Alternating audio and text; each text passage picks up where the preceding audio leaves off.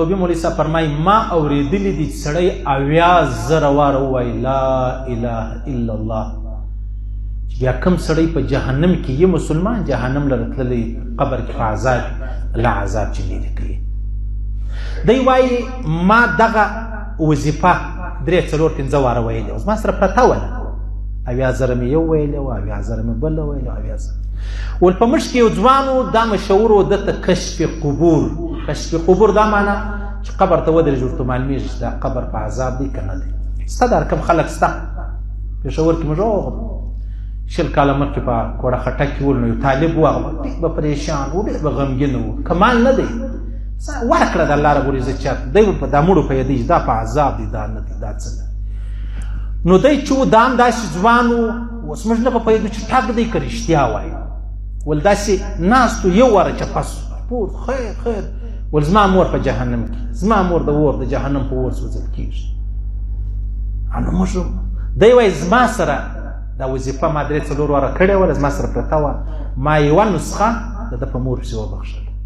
چې وبخښله یو واره دی راپور خوشحاله سو ول الحمدلله الحمدلله زما د مور الله د جهنم عذاب لرې کړي. زما زړه ته ولوېده یو مې دا زړه ته ولوېدله چې دا سړی د رښتیا و کشف قبور ورته حاصل دی علم کشف قبور او دویم چې دا شی ما ور واستوي خو ما والله سره خبر یم الله عذاب چې لرې کوي. زه به دې ته اسانه شی در وښیم وره زه مور پلار لرم الحمدلله ژوندي دي ستې غم چا به ژوندي دی چا به وفات سوي ټګي مه کوئ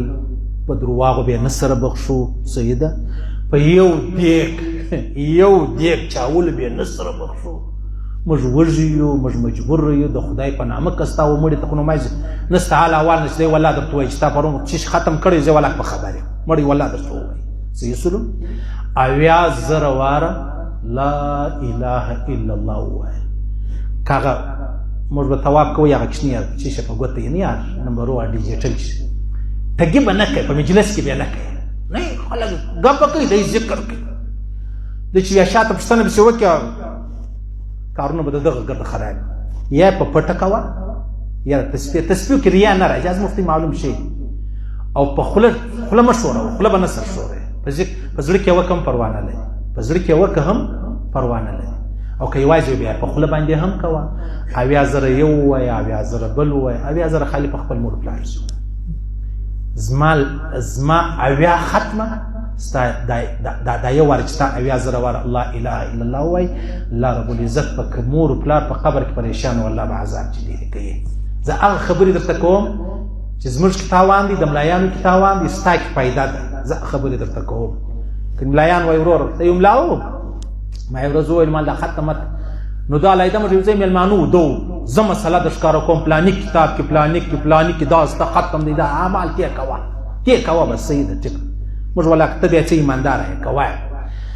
ټګي به نه سره کوو صحیح ده ټګي به نه سره کوو. یو ورځ ما وختي کې درته مال طالبان ختم نه واسو مال دا چوار له طالبان ورور سټډیم دی نو نا وخت مې ماجد تازه ام کې سیم پاتې دي اچراو وتلو